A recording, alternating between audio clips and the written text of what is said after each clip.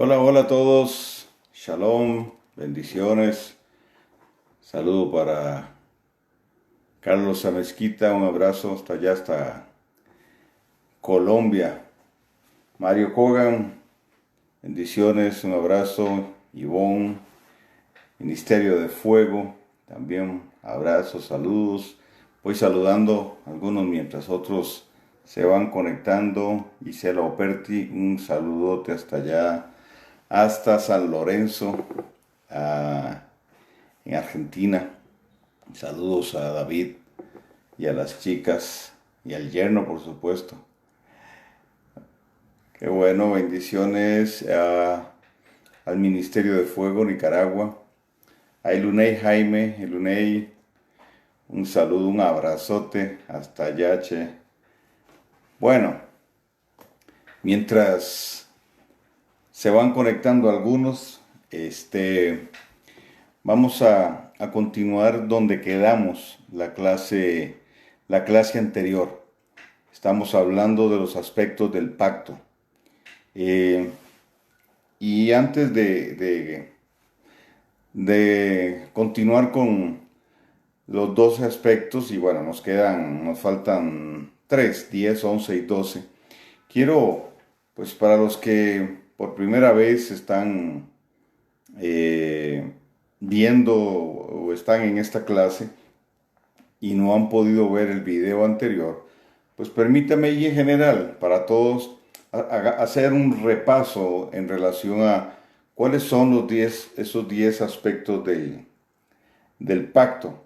En las primeras clases definimos lo que es pacto y luego entonces planteamos 10 o 12 aspectos del pacto. Podrían ser más, podrían ser menos, pero yo tengo 12. Me gusta el número 12. Ok, aspectos del pacto. El primero tiene que ver con la esencia del pacto, redención. Hablamos de que la esencia del pacto es la redención. 2, hablamos de la calidad del pacto. ¿Cuál es la calidad del pacto? El pacto es eterno, desde un principio hasta el principio. ¿Ok? 3, el objetivo del pacto. El objetivo del pacto es reunir todas las cosas en Yeshua. Todas las cosas en Yeshua. 4, la demanda del pacto.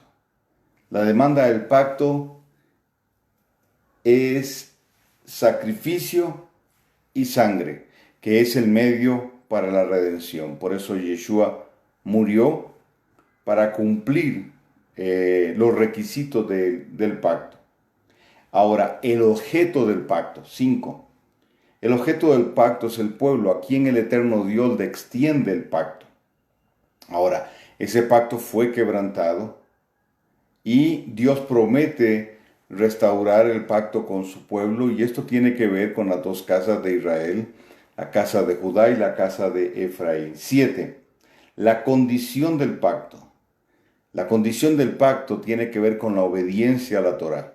De hecho, hablamos de que las cláusulas del pacto, o más bien la ketuvá del pacto, usando la figura de la boda hebrea, ¿okay? La ketuvá era el contrato matrimonial que establecía las cláusulas y las demandas para cada uno de los contrayentes. ¿Okay? En el Sinaí el Eterno se desposa con Israel como una novia, dice el libro de Jeremías, pero ese pacto luego es quebrantado. Pero entonces, ¿cuál es la demanda? Obediencia. Luego viene el alcance del pacto. El pacto es extendido a las dos casas de Israel y luego a los gentiles para luego redimirlo todo. ¿Okay? El pacto entonces, el alcance del pacto está dirigido a las dos casas. Pero bueno, hoy vamos a ver pues que también el eterno Dios extendió ese pacto a hombres individuales, a familia y luego a un pueblo. 9. Un único pacto. Este único pacto fue renovado con Yeshua. El eterno Dios estableció un solo pacto, no dos pactos, uno que fue renovado con Yeshua. Y luego entramos al 10º aspecto, que es donde lo que nos vamos a enfocar hoy, la continuidad del pacto, extendido a varios hombres en diferentes tiempos.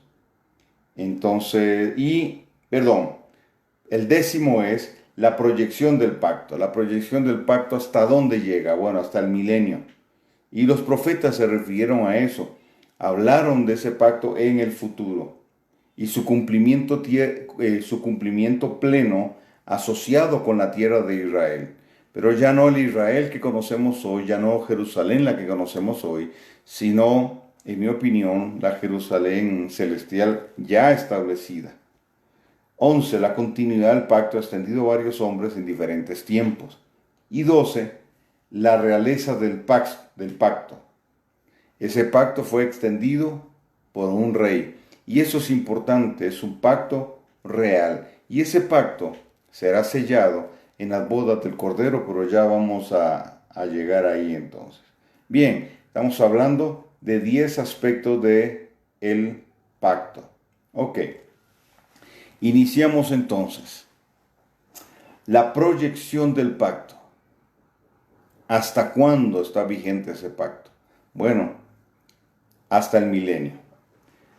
Y los profetas se refirieron a él en el futuro.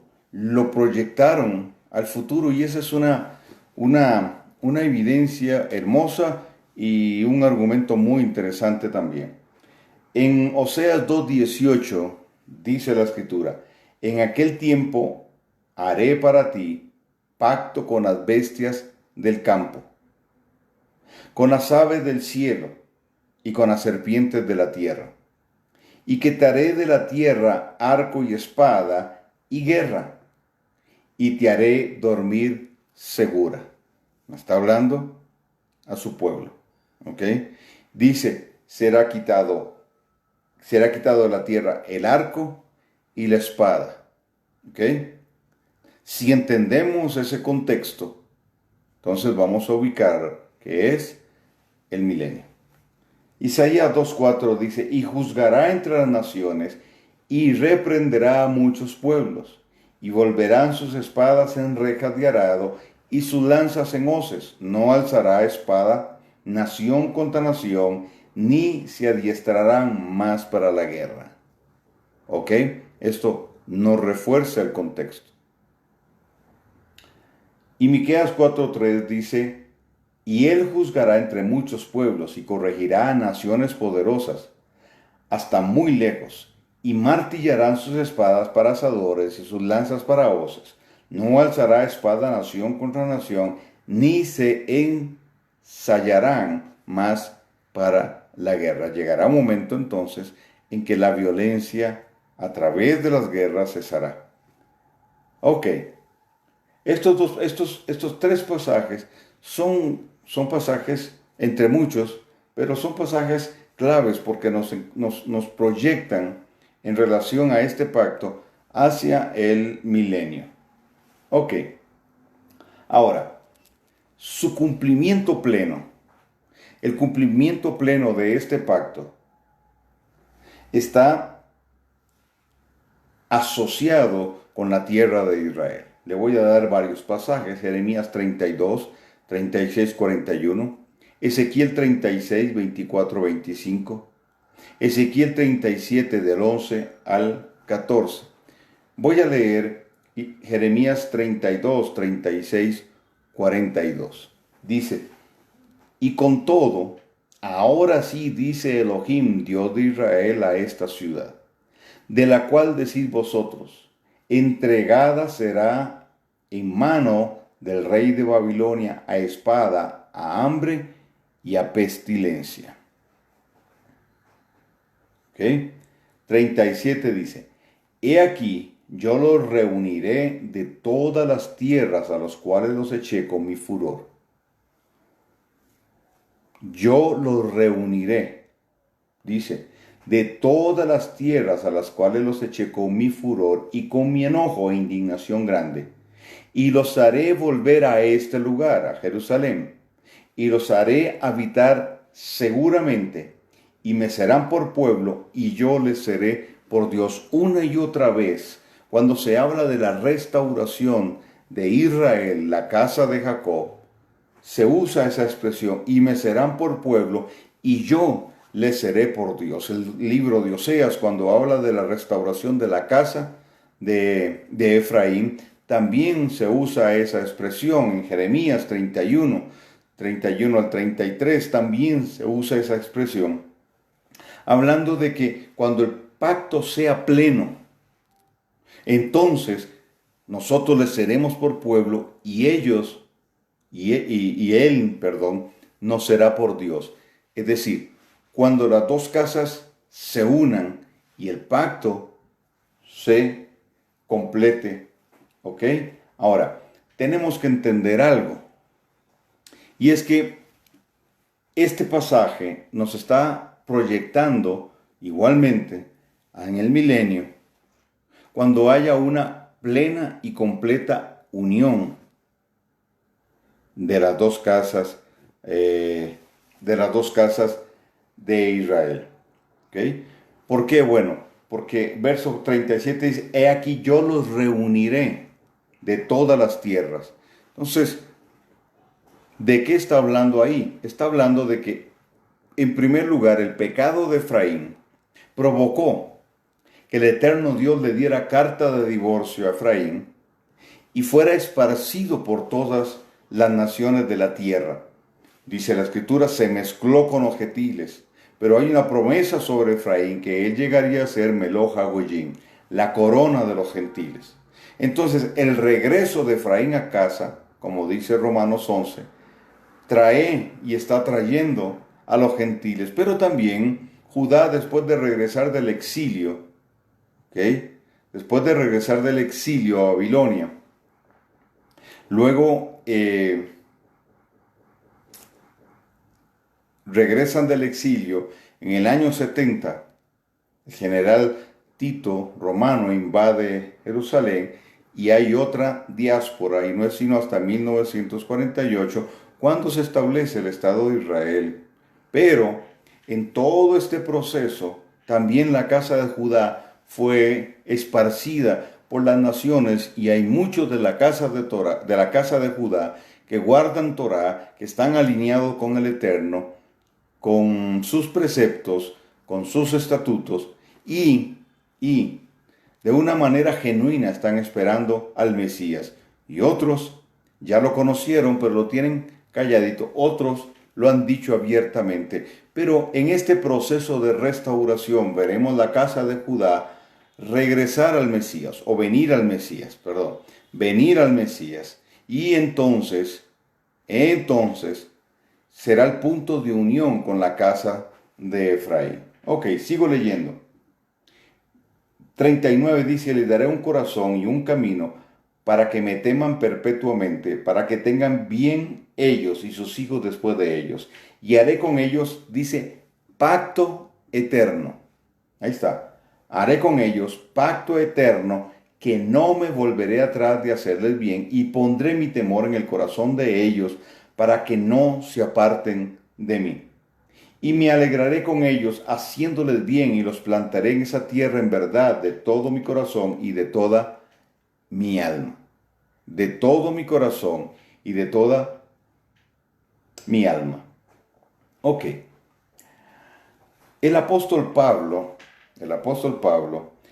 habló de la era de los gentiles como un periodo de tiempo dentro del cual las dos casas de Israel serían restauradas hasta la segunda venida de Yeshua. ¿Ok? Entonces tenemos que entender algo, y creo que esto es importante, y voy a hacer un paréntesis. Y es que Yeshua dijo categóricamente, yo no he venido sino a las ovejas perdidas de la casa de Israel, o la casa de Efraín. ¿Por qué? ¿Con quién estaba hablando? Estaba hablando con judíos Estaba hablando con personas practicantes del judaísmo que eran de la casa de Judá. Entonces le dice, yo tengo ovejas que son de otro redil. Está hablando de Efraín. Pero cuando comisiona a los discípulos les dice a ellos que no vayan sino a las ovejas perdidas de la casa de Israel. Entonces, el plan de restauración tiene que ver con hacer volver a Efraín, que Efraín vuelva a casa, que Efraín vuelva a encontrar su origen y restaure esa relación con el eterno Dios. ¿Por qué? Porque Dios le dio carta de divorcio. Solo estoy repasando algo que ya vimos.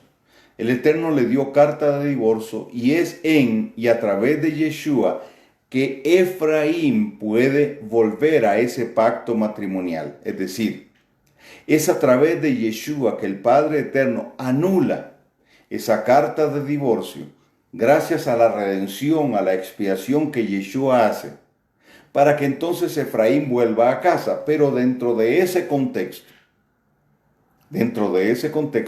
también está el regreso de Judá, el regreso de la casa de Judá a Yeshua. Digo el regreso porque ya el Señor los ha llamado. Entonces, venir a Yeshua, conocer a Yeshua. ¿Ok? Entonces, o voy a cambiar la palabra, que conozcan a Yeshua para que no se preste a confusión. ¿Cuál es el objetivo entonces? Uno de los objetivos, y ya lo vimos, uno de los aspectos del pacto es reunir las dos casas de Israel. Pero esto se da en el período que el apóstol Pablo y la escritura menciona como el período o la era, podríamos decir, de los gentiles.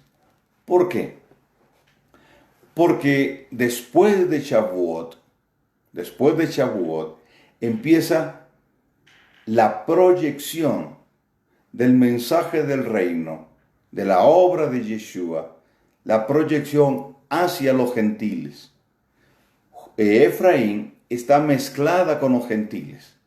Entonces, inevitablemente, a través de Yeshua, Efraín vuelve a casa, pero con Efraín vienen los gentiles. Entonces, este período de los gentiles que se va a cerrar, ese período se va a cerrar cuando Yeshua regrese por segunda vez. Entonces, ese período tiene como escenario principal la unión de las dos casas.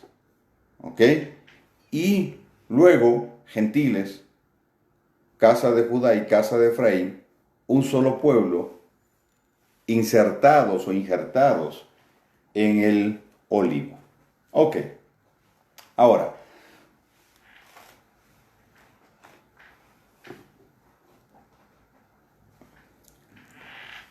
al ser esparcidas estas dos casas, porque también la casa de Judá fue esparcida, fueron esparcidas bajo contrato matrimonial. A ver, voy a explicar un poquito esto porque creo que es importante. El matrimonio hebreo, repaso, bíblico, tiene dos partes. La firma de la ketubá, del contrato matrimonial o el desposorio, y la consumación del matrimonio. Entre la firma de la ketubá o el contrato matrimonial, el desposorio y la consumación del matrimonio, la boda, la ceremonia, etc., hay un periodo de tiempo. Proféticamente, usando metafóricamente esta figura, estamos viviendo en ese periodo entre el desposorio y la consumación de la boda. A este periodo le llamamos las bodas del Cordero. ¿Ok? Ese será el tiempo donde se va a consumar el matrimonio. Entonces, tenemos en el tiempo del desposorio dos eventos importantísimos. Uno, en el monte Sinaí, cuando con todo Israel el Eterno establece el pacto y se desposa con Israel como, dice la Escritura, una novia, y luego Shavuot o Pentecostés en el libro de los Hechos, que extiende ese pacto o permite que se extienda ese pacto a los gentiles, pero también marca el período de regreso a casa, a su origen, a su identidad de Efraín. Y marca entonces también el período donde las dos casas se han de unir. Dios nunca desechó a Israel. Dios no desechó a Judá por su pecado, porque sí pecó también, solo que no le dio carta de divorcio, eso ya lo hablamos.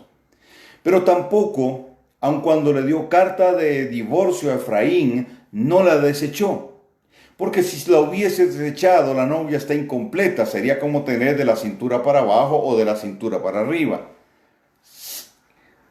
Y los profetas profetizan acerca de la restauración, de la casa de Efraín y de la unión de las dos casas. Entonces, Efraín fue disperso bajo pacto, aun cuando, repito, Dios le dio carta de divorcio, hay palabra profética de la restauración. Y muchos de nosotros somos una prueba fehaciente viva de que ese pacto, ese proceso de restauración está vigente y que ese pacto, aun cuando Efraín fue desobediente, le cobija y le cubre. ¿Por qué? Porque Dios dijo, yo le voy a restaurar. Le di carta de divorcio, pero hoy usted y yo desde aquí entendemos por qué se dan estas cosas. Yo no puedo decir ni voy a decir jamás que Dios diseñó que Efraín pecara. ¿Ok? Pero yo sí tengo claro algo. El pecado de Efraín le llevó a ser esparcido por las naciones de la tierra y llevar la simiente hebrea para que se cumpliera la palabra que Dios le dio a Abraham en un sentido genético y genealógico. En tu simiente serán benditas todas las naciones de la tierra. Y es en Yeshua donde eso llega a su clímax y se sella. ¿Me explico bien? Entonces, en el regreso de Efraín hay una multitud que viene a ser parte, a formar parte de esa novia que está pronta a consumar su matrimonio con su amado. Ok. Entonces, Dios establece un pacto y se da una administración de parte de Dios de ese pacto. La palabra administración en el griego es la palabra oikonomía. Y se traduce como dispensación. Una dispensación es una administración o es administración. Y esto se da dentro de un marco jurídico. Es decir, oikonomía es un término jurídico que plantea la administración legal de algo. ¿Ok? Y aquí quiero hacer la diferencia. Yo no estoy hablando de la doctrina del dispensacionalismo. También he mencionado esto. Yo no estoy hablando de la doctrina del dispensacionalismo, que en uno de sus postulados plantea que Dios dividió la historia del hombre y su intervención en 7 etapas y estableció 7 pactos. ¿Ok? Obviamente yo no estoy de acuerdo con Nelson Darby, el padre de esta doctrina.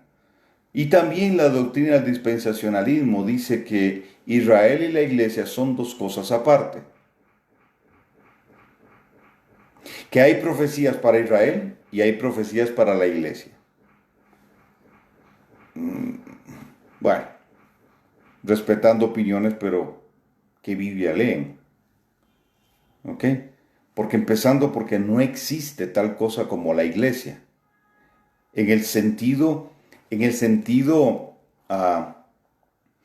ni histórico ni etimológico. ¿Por qué? Porque el concepto eclesía, ya lo he dicho en otras ocasiones, pero como hay personas que se han unido, el concepto eclesía, término eclesía, es una asamblea convocada temporalmente y tiene que ver con los dioses del Olimpo, con el dios Hermes y esas asambleas que se hacían. El término iglesia no se usó, igual que el término cristiano no se usó en la primera comunidad de creyentes en Yeshua, lo que muchos insisten en decir que ahí es donde está la esencia y la base del diseño original de Dios. Dicen, ahí está el diseño original de Dios y tenemos que volver al libro de los Hechos, pero quieren volver no al libro de los Hechos, sino volver a resucitar a Constantino, porque Constantino fue el que cambió toda esta cuestión, porque el contexto de la primera iglesia, como le llaman muchos, es un contexto netamente judío. También hubo efraínitas, hubo prosélitos, gentiles que se hicieron judíos, aceptaron a Yeshua. ¿Ok? Entonces, la palabra iglesia es la palabra Kehilá, comunidad de creyentes en Yeshua. Los del camino también se les conoció. Pero ese pueblo es la continuidad del pueblo de Dios. Ese grupo de personas que creyó en Yeshua eran judíos todos, eran de la casa de Judá. Y siguiendo la línea profética, ellos empiezan a caminar ahora con Yeshua y con la interpretación que Yeshua da de la Torá, entrando en un pacto que fue renovado por él. Pero mantienen un mismo linaje, el linaje de Abraham, mantienen aquellas mismas promesas, etc.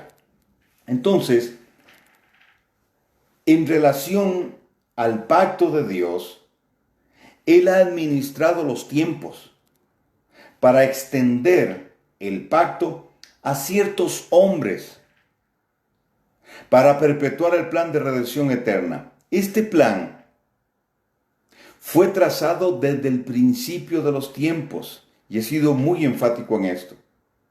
Y tiene como objetivo principal el redimir y reunir todas las cosas en Yeshua.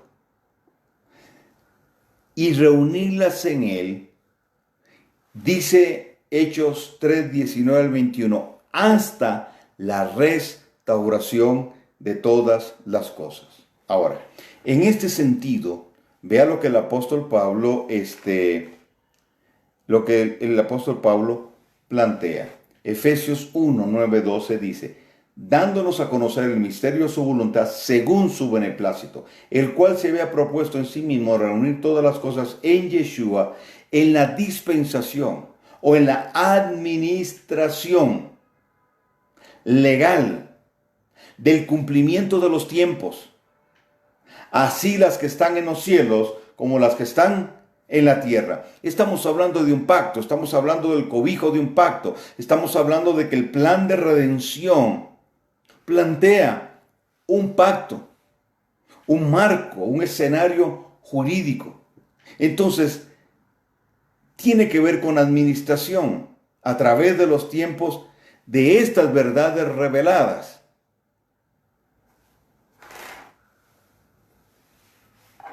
¿Ok? El pacto fue establecido desde antes de la fundación del mundo y el pacto se extenderá hasta el final de los tiempos, es decir, hasta el milenio.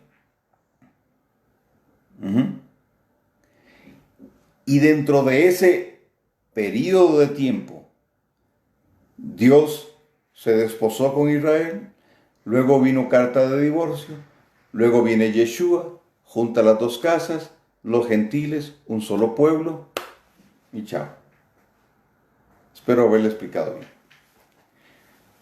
Ahora pasamos al aspecto número 11. ¿Ok? Al ser el único pacto, el aspecto número 11, continuidad del pacto. Y ya lo mencioné hace un momento.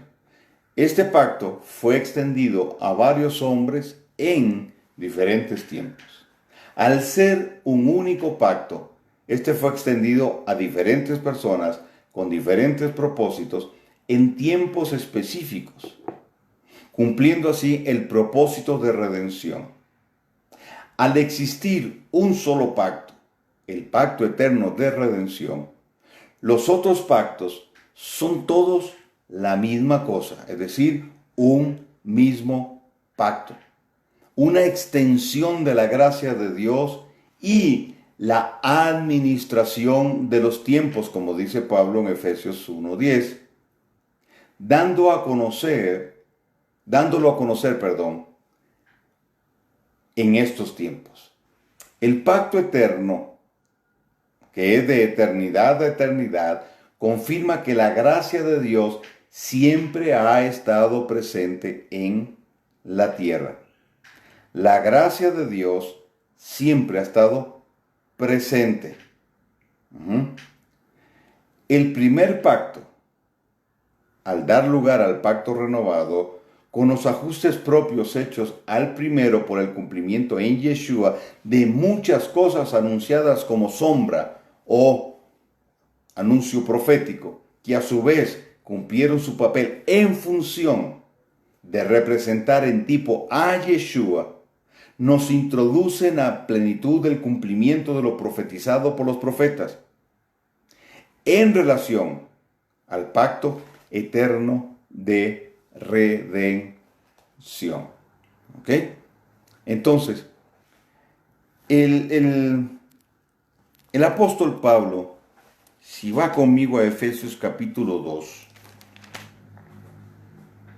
versos 11 al 13, dice: Por tanto, acordaos que en otro tiempo vosotros, los gentiles,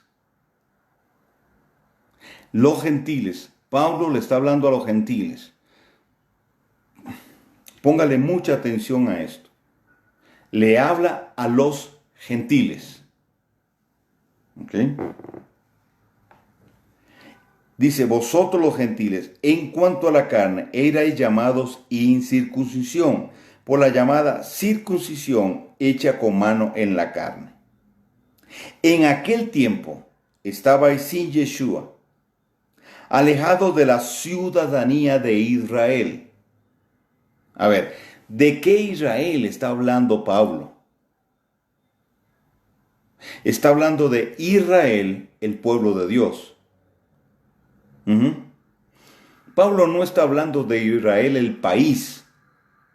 Está hablando de Israel, el pueblo de Dios, guardador y observador de la Torá, bajo la expectativa de la venida del Mesías.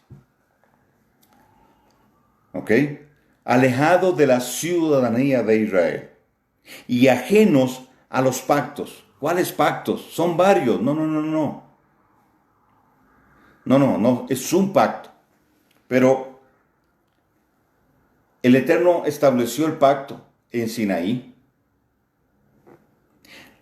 con el pueblo. Luego en Moab lo renovó y luego en Horeb con la nueva generación lo volvió a renovar. No son tres pactos, es un solo pacto. Y aquí Pablo no está hablando del primer pacto y el nuevo pacto, como muchos llaman. No. Está hablando de un solo pacto. Y ese pacto fue renovado. Y él mismo en el libro de Hebreos, en el capítulo 8, lo dice, mencionando a Jeremías. Y después de esto, en los postreros días, dice, renovaré, Hadashah, renovaré, de la palabra Hadash, renovar, mi pacto con la casa de Judá y con la casa de Efraín. Entonces, sigo leyendo. Ajenos a los pactos de la promesa, sin esperanza y sin Dios en el mundo. Pero ahora, en Yeshua, vosotros que en otro tiempo estabais lejos, habéis sido hechos cercanos por la sangre de Yeshua. La palabra griega que se usa ahí es ginomai, es venir a ser. Ginomai, de donde viene la palabra genos, familia, linaje, donde viene la palabra gen, genética, ADN. ¿Ok? Entonces, el apóstol Pablo con toda claridad nos establece aquí algo fundamental. ¿Ok? Ese pacto, antes de ser extendido al pueblo, fue extendido a Adán. Dios establece un pacto con Adán, y si entendemos que en un sentido Adán es figura de Yeshua, entonces son los primeros pasos, las primeras cláusulas se establecen ahí. Luego, ese pacto Dios se lo extiende a Noé. Pero es que no tiene, claro que tiene que ver. ¿Por qué? Es el mismo pacto. Porque con Adán estaba anunciando la redención de Yeshua, y con Noé estaba estableciendo la línea genética semita, a través de la cual vendría Abraham. Luego ese pacto el eterno Dios se lo establece a Abraham. No es otro pacto, es el mismo pacto. Con Abraham se pone la semilla para que se establezca el pueblo. Viene Isaac, viene Jacob, vienen sus 12 hijos, las 12 tribus, y se consolida el pueblo, al cual el eterno Dios lo lleva al Sinaí. Pero antes le extiende el pacto a Moisés. Y luego extiende el pacto al pueblo. Y aquí entonces, al tomar forma el pueblo, es cuando Dios entrega la Torá, entrega la Ketubá. ¿Ok? Es este otro aspecto de lo que sucedió en el Sinaí. Una boda, un matrimonio, el desposorio. Dios le extiende el pacto al pueblo. Pero luego, dentro de ese pueblo, hace una mención específica y extiende un aspecto de ese pacto a David, proyectando luego a Yeshua, y le dijo: no faltará quien se siente en el trono de Israel, de tu descendencia. Entonces, ese aspecto del pacto vital a través del tiempo nos lleva a Yeshua, la esencia del pacto, la sustancia del pacto. Y es a través de él entonces que el pacto ahora es extendido para redimir a Efraín, para restaurar a Judá y para alcanzar a los gentiles.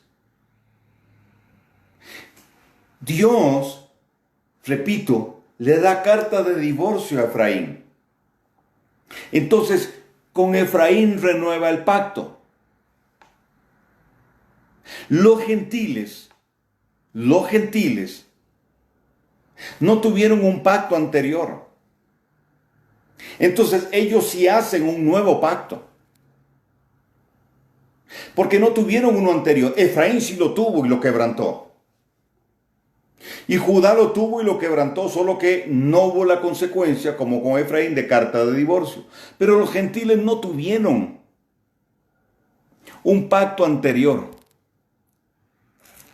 Los gentiles entran al pacto a través de Yeshua. Entonces, para ellos es un nuevo pacto. Entonces, no confundamos las cosas. Si usted es de la casa de Judá, si usted es de la casa de Efraín, usted no puede hablar de un nuevo pacto. Usted tiene que hablar de un pacto renovado. Si usted es gentil y no ha probado su linaje, pues está bien. No hay problema. Me explico bien. Aunque bíblicamente y exegéticamente no existe tal cosa como un nuevo pacto, es decir, borrón y cuenta nueva. Es nuevo en el sentido de ser renovado, rejuvenecido o revitalizado, claro, por lo que Yeshua hizo en el madero. Ok, entonces, ese pacto con Yeshua es extendido a todos nosotros. Entonces, el pacto de redención establece una secuencia en el tiempo. Y es el eterno Dios quien lo administra.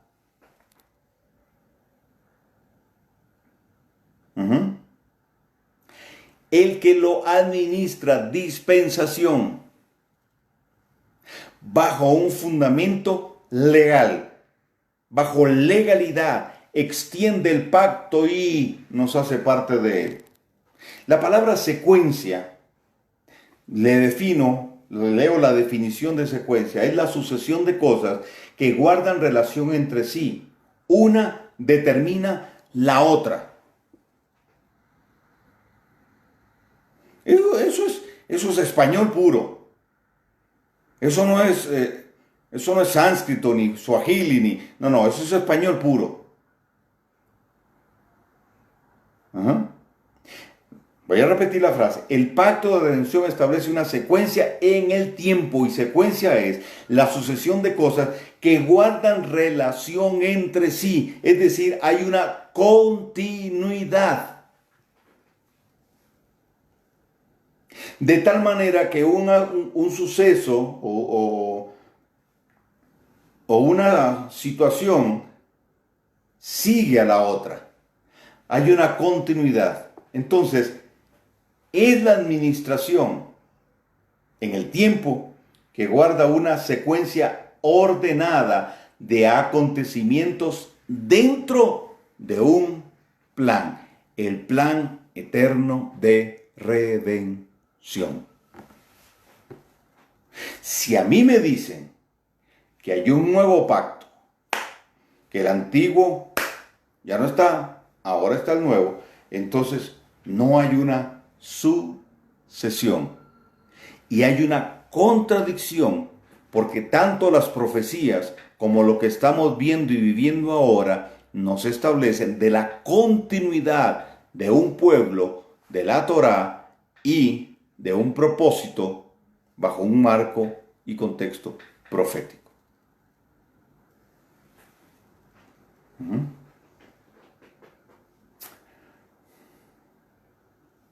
Entonces, es claro, no hay dos pactos que difieren en sustancia, el de la ley y el de la gracia, y ya vamos a hablar un poquito de eso.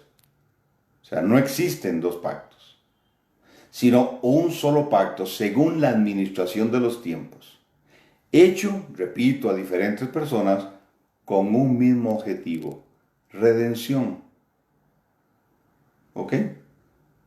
Entonces, extendido a Adán, Noé, Abraham, el pacto en el Sinaí, luego renovado en Moab, luego en Horeb, el pacto davídico, como les mencioné, y luego el pacto en el Berit Hadashah, el pacto renovado. Ok, ahora llegamos al número 12, aspecto número 12, la realeza del pacto. Este pacto fue extendido por un rey. Claro. Juan 1:49 dice: respondió Natanael y le dijo: Rabí, tú eres el Hijo de Dios, tú eres el Rey de Israel. Tú eres el Rey de Israel. ¿Perdón? Ahí no dice, tú eres el rey de la iglesia. Ahí dice, tú eres el rey de Israel. Yeshua no puede ser el rey de una religión. Uy, eso sonó duro. Yeshua no puede ser el rey de una religión. Él es el rey de un pueblo. El cristianismo es una religión. El ser hebreo y tener este linaje del que estamos hablando define una raza. Esa raza se constituye como un pueblo, como una nación, como una expresión del reino y tiene un rey llamado Yeshua y es en él que se estableció, se perpetuó y se cumplió y se cumple ese pacto. El rey extiende el pacto a un pueblo. Apocalipsis 1:6 dice, y nos hizo reyes y sacerdotes. Otra traducción dice, y nos hizo un reino de sacerdotes para Dios su Padre. A él sea la gloria, el imperio por los siglos de los siglos. Adonai Melech Neemán, es decir, amén.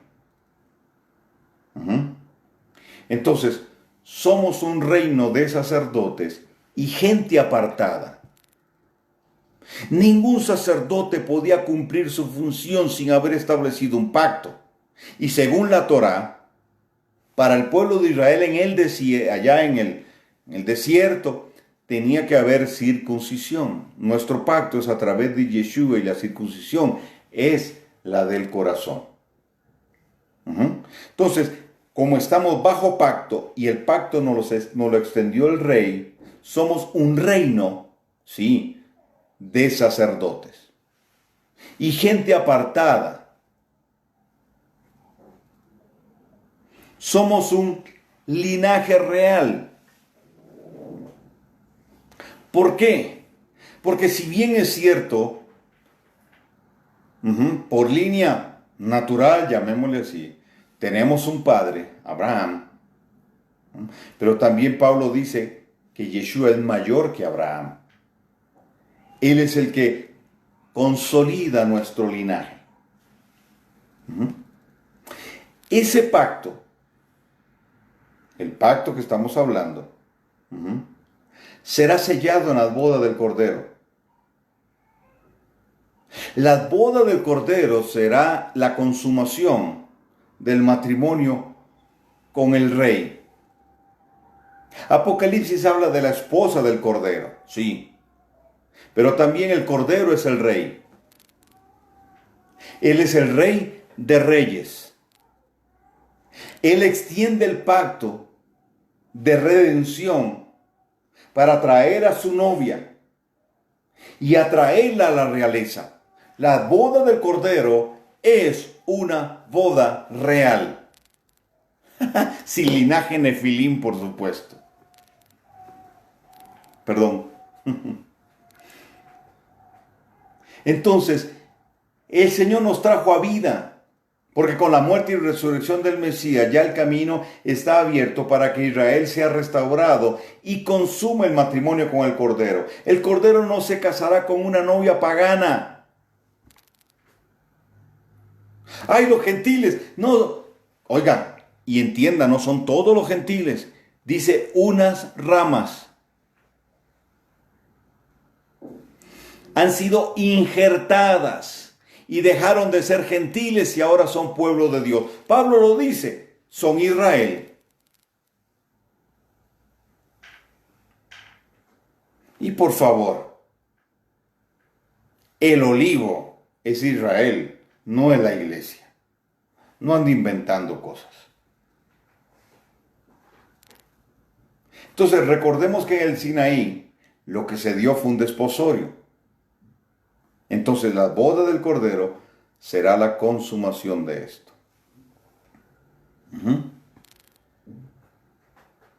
Amén. Ahora, el pacto eterno va acompañado de la eterna gracia de Adoshem, de Adonai, de Elohim. ¿Por qué digo eterna gracia? Porque la gracia siempre ha existido. Ahora, déjeme hablarle un poquito de la gracia. De los valores de la gracia divina. Le voy a leer lo siguiente. En el entendimiento de nuestro pueblo, la gracia es un concepto del cual se desprende toda una filosofía de vida. Y voy a volver a leer este párrafo. En el entendimiento de nuestro pueblo. ¿Cuál? Israel. Sí, de nuestro pueblo. Somos un pueblo, no una eclesía. La gracia es un concepto del cual se desprende toda una filosofía de vida. Esta emana de la persona de Elohim, no hablando tan solo de un atributo de él, sino que descubre delante de nuestros ojos la esencia y la sustancia de nuestro Padre eterno. Tradicionalmente en círculos religiosos se usa la expresión la gracia de Dios, cuando lo correcto sería el Dios de gracia. Él es gracia. No es algo que Él hace, no es algo que Él extiende solamente, es lo que Él es, porque lo es, lo extiende. Como algo que es inseparable de Él, más que un atributo, Él es gracia. El tema de humanizar a Dios, ¿verdad? Por tanto, la gracia siempre ha existido, es inseparable de Él. Cuando hablamos del pacto eterno de redención, estamos hablando de la gracia eterna de nuestro Abba. Él transfirió esta misma esencia en Yeshua. Lo estableció como la personificación de la gracia y un instrumento de ella, que por su esencia y sustancia nos hizo salvos o nos puso a salvo, que sería tal vez la traducción correcta. Nos puso a salvo, nos puso en lugar seguro. Es maliciosa la idea dispensacionalista, y hablo de la doctrina del dispensacionalismo del señor Nelson Darby y asociados. Es maliciosa la idea dispensacionalista, que divide en periodos de tiempo la historia bíblica y en varios pactos, 7 como ya le mencioné, ya que de ahí sale la idea de que estamos bajo la gracia y no bajo la dispensación anterior, la ley. La quinta dispensación es la dispensación de la ley, según ellos. Y la sexta es la dispensación de la gracia. Entonces, con Yeshua, supuestamente salimos de la dispensación de la ley y entramos en la dispensación de la gracia. Qué triste.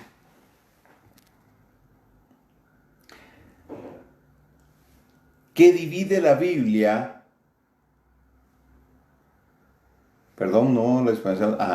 Que divide la Biblia en 2 testamentos, 2 pueblos, 2 pactos, y saca al pueblo de Israel de escena, colocando en su lugar a la iglesia. Cuando la iglesia, correcta traducción Kehilá, ha sido y será un medio para traer a Efraín de vuelta a casa y con él a los gentiles a formar parte del olivo natural y del pueblo de Israel y completar el pacto eterno de redención. Ok, los valores de la gracia divina. Vamos a hablar de 7 valores de la gracia divina. Los voy a mencionar rápidamente y esto con ayuda de uno de mis mejores amigos, mi gran amigo, el doctor y rabino Conrado Maña. Número 1, el primer valor de la gracia. Para que usted se grabe esto y cuando usted oiga hablar de gracia, piense en estos 7 valores que contiene la gracia, que define la gracia. Número 1, Regem. R-E-J-E-M. Regem.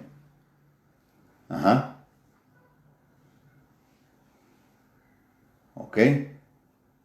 Jorge Delgado, un abrazo, qué bueno verte por aquí. Un abrazo a la distancia. Misericordia, regem es misericordia, mejor dicho, un útero grávido, la maternidad y la paternidad del Eterno a favor de sus hijos. Gracia es regem. 2.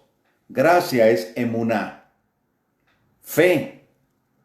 Mejor dicho, creer en el Eterno, fe revelada. Creerle a Él obedeciéndole, poniendo por obra los mandamientos de su Torah. Es fe en acción. Ser fiel a Dios, ser fiel a Dios, ser leal a Él, a la familia, amigos, la pareja, etc. Entonces, emuná también tiene que ver con gracia. ¿Ok? Y emuná también va más allá de el yo creo. Emuná tiene que ver con el yo vivo. Yo vivo dentro de. El justo por la fe vivirá. Entonces, fe es vida. Y vida es fe. Es dimensión, es una dinámica desde mi universo interior hacia afuera. 3. El tercer valor de la gracia, Yeshua, con H al final. Sin H, tiene que ver con el Hijo del Dios Altísimo. Con H al final es salvación. Dicho de otra manera, estar a salvo y gozar de completa salud. Eso es gracia, Yeshua. Luego 4, Gesed. Gesed con J y terminado con D, Gesed. Misericordia, mejor dicho, piedad. Tratar a los demás como el Eterno lo trató a uno. Eso es misericordia, eso es gracia. 5. El otro valor de la gracia es Zedek. Zedek. T-Z-E-D-E-K. Zedek. Justicia. Es decir, equidad, equilibrio, integridad y rectitud. Bueno, es que ahora estamos bajo la gracia. Ok, entonces viva en Zedek. Justicia, equidad, equilibrio, integridad y rectitud. Perdóneme, pero el sistema religioso no aguanta eso. El religioso... Ok, sigo. El sexto valor de la gracia. Ivonne es T-Z-D-E-K.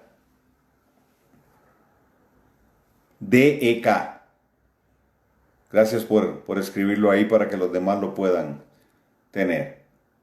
Es T-Z-D-E-K. Zedek. Zedek. Justicia. Ok. Sexto. Vrajá. Con J. Vrajá. Con H al final. ¿Qué es Vrajá? Vrajá es bendición. Tiene que ver con recompensa. Es el resultado de la fe en acción. Y el séptimo valor de la gracia es Teshuvá, que se traduce como arrepentimiento. Permitir ser redarguido. Reconocer una transgresión. Arrepentirse. Solicitar perdón. Pero también saberse perdonado. Pero también Teshuvá tiene que ver con retornar. Es decir, dejar de hacer lo malo y empezar a hacer lo bueno. Rectificar, restituir y restaurar. Y revisarse, buscar, descubrir, inspeccionar, corregir, comprobar y proseguir. La palabra arrepentimiento tenemos que sacarla del contexto romano. ¿Por qué? Porque La palabra arrepentimiento en el contexto romano se limita solo al pecado, claro, a conveniencia por supuesto, pero es mucho más rico que eso. La palabra techuvá, arrepentimiento, contiene la palabra restauración, chuv, que es volver o regresar al punto de partida. El punto de partida no está atrás, está adelante. Cuando Dios somete algo a un proceso de restauración, aquello mejora, supera su estado original. Entonces nosotros avanzamos hacia algo mayor. Ese es el concepto de techuvá.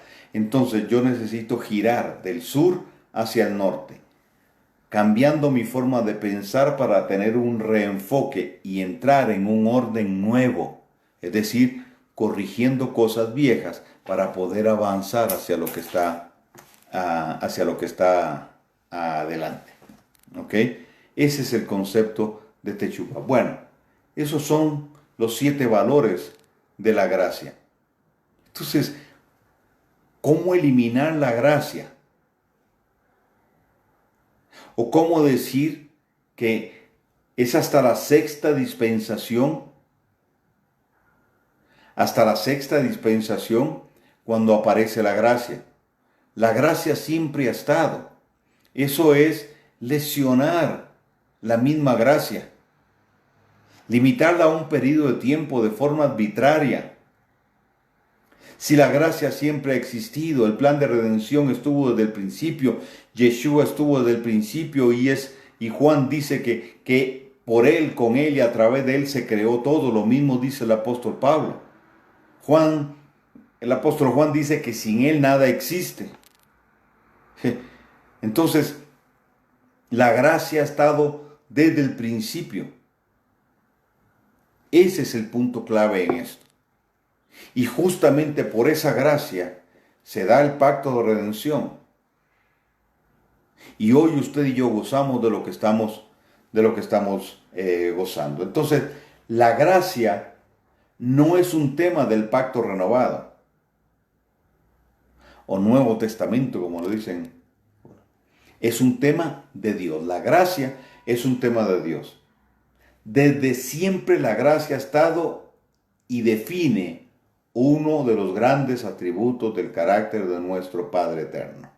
La gracia encierra la plenitud de la justicia, la bondad del Eterno, su carácter redentivo, en sus 7 manifestaciones o valores.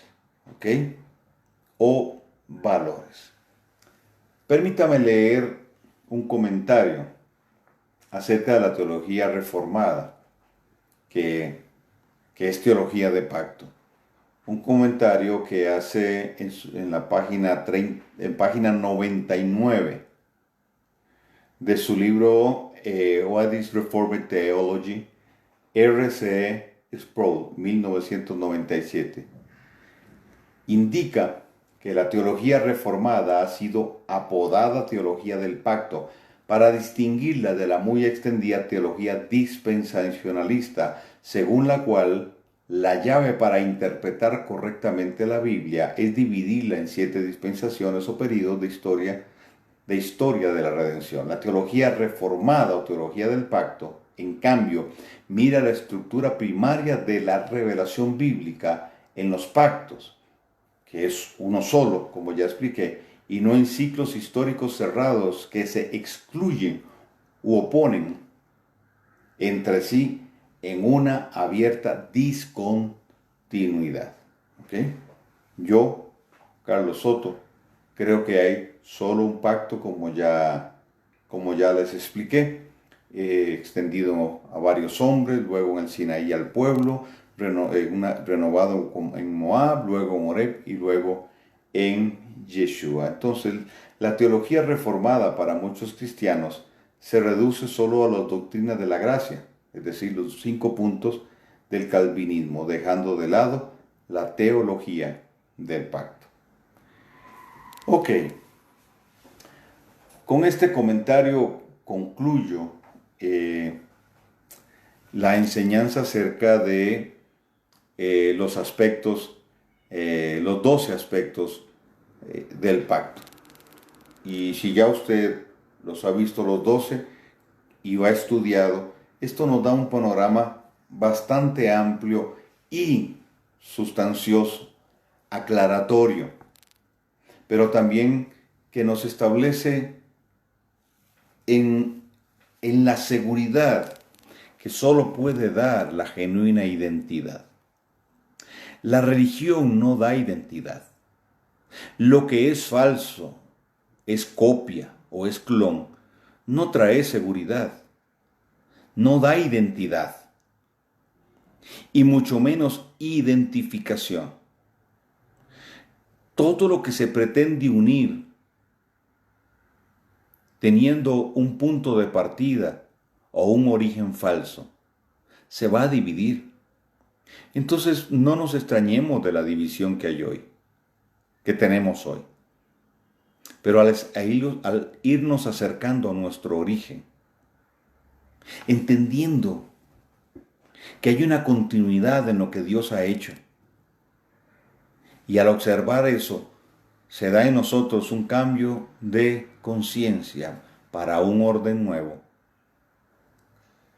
Cosas se van corrigiendo y entonces la identidad empieza a aflorar, mostrándonos nuestra verdadera y genuina naturaleza. Y entonces aquí decimos, gracias Dios eterno, porque desde antes de la fundación del mundo pensaste en mí. Y todo el proceso que la Escritura habla, menciona, describe acerca del pueblo, es mi proceso también. Y lo que yo estoy viviendo hoy es también el proceso de ellos en un buen sentido. El eterno Dios nos ayude a abrir más nuestro entendimiento y despojarnos de todas aquellas cosas, argumentos, enseñanzas que puedan y que nos desvían y nos desviaron también en otro tiempo de lo que es la verdadera interpretación de la Torá. Bendito Dios por un espacio como este. Nos vemos mañana a partir de las 7 de la noche. Estaremos como la mayoría los viernes, porque a veces no puedo. Estaremos transmitiendo la parashá de la semana y la proyección profética como siempre lo hago. Me disculpo por no haber el martes anterior, pero se me presentó una situación, entonces lo hicimos hoy jueves. En 15 días estaremos trayendo otro tema. Ya les voy a anunciar de qué tema vamos a tratar. Así es que esperen el anuncio. Como siempre les daré la notificación con anterioridad. Shalom para todos, les bendigo y la próxima. Por cierto, a los que se han agregado recientemente, tienen que estudiar las clases anteriores porque yo he traído una secuencia, no solo en este tema, no solo con este tema de los 12 aspectos de la gracia, 12 aspectos del pacto de redención, sino otros temas que he dado, porque tal vez algunos, como me escribió alguien, me siento muy perdida, todo esto para mí es nuevo y tengo 25 años de ser creyente. Eso lo entendemos muy bien, muchos de los que están en ese chat, que están viendo este video, lo entienden muy bien. Así es que no se preocupe si usted está en esa condición, véase los videos para que se ponga al día y entienda mejor el lenguaje que estamos usando y las cosas a las que estamos haciendo referencia. Nos vemos entonces. Que el eterno Dios guarde sus vidas. Shalom.